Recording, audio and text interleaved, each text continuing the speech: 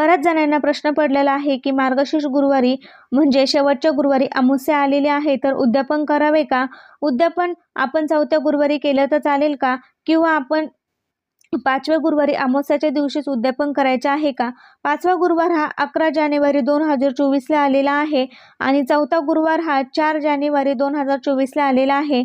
आपण जसं लक्ष्मीपूजन हे अमावस्या तिथीला करत असतो. आपल्या घरातील अलक्ष्मी दूर व्हावी, लक्ष्मीने आपल्या घरात प्रवेश करावा, यासाठी आपण लक्ष्मीपूजन अमावस्याच्या दिवशी करत असतो. तर मार्गशीर्ष गुरुवारचे उद्यापन हे गुरुवारी त्या दिवशी अमावस्या आलेली आहे, तर उद्यापन आपण करायचं आहे. आपण उद्यापन करत असताना 5 कुमारिका, 5 सुवासिनी किंवा 7 कुमारिका बोलवून त्यांना एक फळ, एक पुस्तकाचं प्रत देऊन मनोभावे नमस्कार करून आपण हे उद्यापन करायचं आहे. अमावस्या असले तरी आपण हे उद्यापन करायचं आहे. तुम्हाला जर कुमारिका भेटल्या तर अतिउत्तम, किंवा सुवासिनींचा तुम्ही हे एक एक प्रत देऊन उद्यापन करायचं आहे.